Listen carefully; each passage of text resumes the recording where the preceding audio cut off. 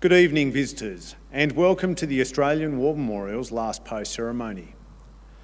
My name is Dan Hiscock, and joining us today from the Australian Army is Major Adam Hill. We warmly welcome the family of Private Hector Gordon McCoullough, whose story will be told shortly. As always, we welcome the veterans who have served, those still serving, and the families that love and support them. The live stream of this ceremony is made possible by the Returned and Services League of Australia and the RSL and Service Clubs Association. We welcome members who are watching the broadcast of this ceremony across Australia. During this evening's ceremony, wreaths will be laid at the base of the pool of reflection by family and visitors to the memorial. If you're able, please stand and join in singing the national anthem.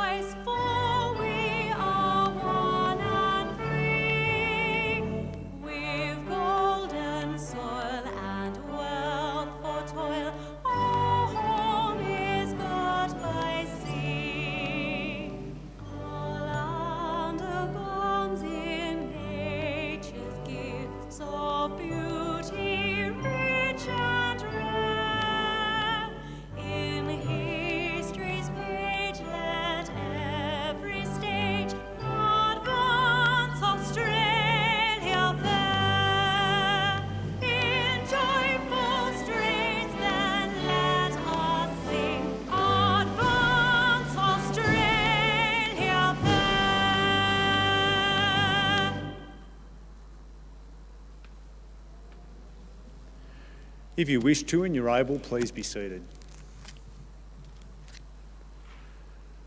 The Australian War Memorial was the vision of Charles Bean, Australia's First World War official historian. Bean landed with the Australian troops on Gallipoli and stayed with them at the front through to the end of the war. The idea of this national memorial and museum came to him at Pozières, France, in the depths of the bloody fighting of 1916. Bean's idea was that this would be a place where families and friends could mourn loved ones buried in faraway places. It would also be a place that could help all Australians understand what these men and women had endured and what they had done for us. Bean's vision, to which we remain true, is best expressed as inscribed in the entrance to the memorial's galleries. Here is their spirit in the heart of the land they loved, and here we guard the record which they themselves made. Tonight, we will read the story behind just one of those on the Roll of Honour, which lists the names of more than 103,000 men and women who have given their lives for us in war and on operations for more than a century. But first, we present a lament, Flowers of the Forest. Wreaths or floral tributes will now be laid at the base of the pool of reflection.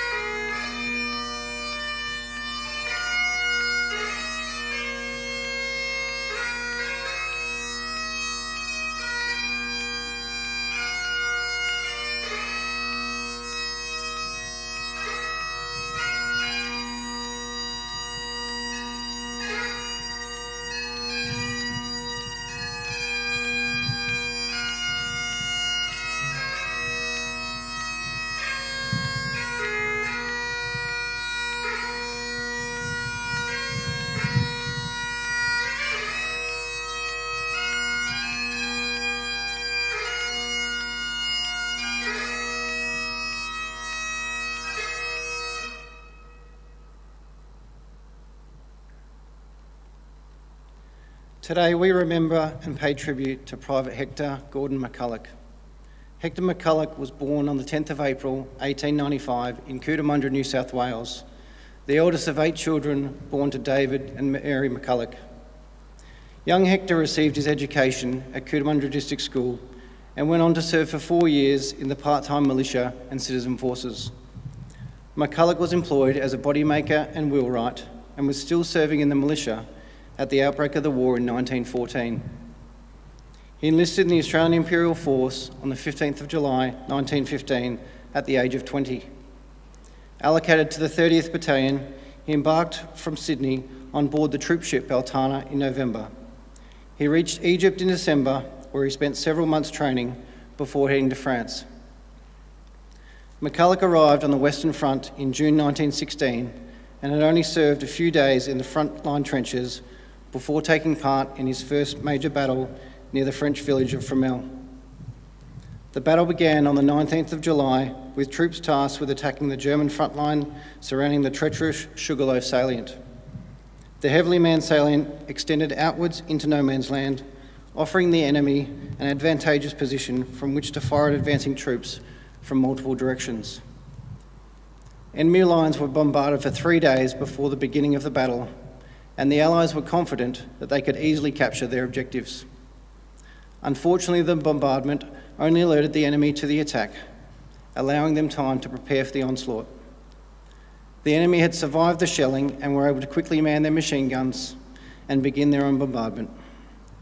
The advancing Allied troops encountered a relentless hail of machine gun fire, which destroyed several waves of Australian soldiers almost instantly. The German front line was eventually captured, but owing to the overall failure of the battle, the troops were forced to withdraw. In just one night, Australian casualties stood at a staggering 5,533 killed, missing or wounded. Official war historian Charles Bean labelled the attack as the worst 24 hours in Australian history. In the chaos of the onslaught, hundreds of men went missing. Among them were Hector McCoullough. With no trace of the young private in the aftermath of the battle, the Red Cross began investigating. It was discovered that McCoullough had been hit by a shell in no man's land on the 19th of July. He was badly wounded in the stomach and was left where he fell as he could not be brought in. A comrade saw McCoullough hit and noted to another soldier, "There lies poor Long Mac." McCullough's comrade said to the Red Cross, "He was badly wounded and unconscious. He didn't answer when I spoke to him, but his eyes were rolling and I'd see his wound, but I thought he was dying and I don't think he had any chance of recovering." This was the last anyone saw of Private Hector McCoullough. His remains were never recovered from the battlefield. Today he is commemorated at the VC Corner Memorial along with 1,178 others who fell at the Battle of Fromelles. His name is listed on the Roll of Honour to my right among almost 62,000 Australians who died while serving in the First World War. His photograph is displayed today by the Pool of Reflection. This is but one of many stories of service and sacrifice told here at the Australian War Memorial. We now remember Private Hector Gordon McCoullough, who gave his life for us, for our freedoms, and the hope of a better world.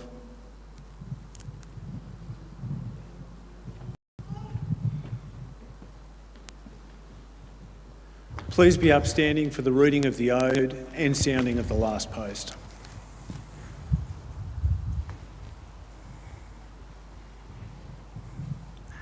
They shall grow not old, as we that are left grow old. Age shall not weary them, nor the years condemn. At the going down of the sun, and in the morning, we will remember them.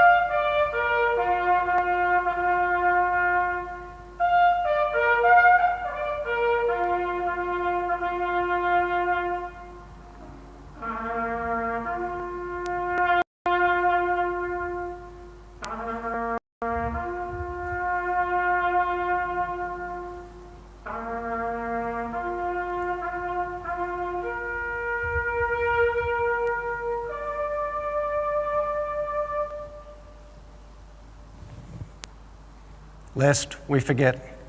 Lest we forget.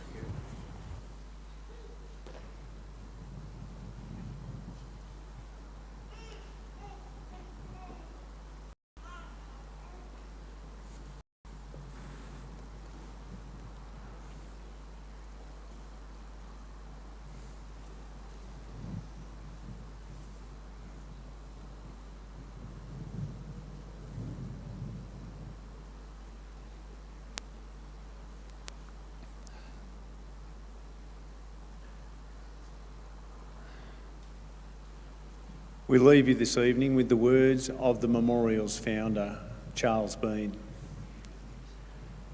Many a man lying out there at Pozières or in the low scrub of Gallipoli, with his poor, tired senses barely working through the fever of his brain, has thought in his last moments, well, it's over. But in Australia, they'll be proud of this. Ladies and gentlemen, girls and boys, that concludes the last post ceremony. On behalf of the Director, staff and volunteers, thank you for visiting the Australian War Memorial today and for your continued support of the Memorials Development Project.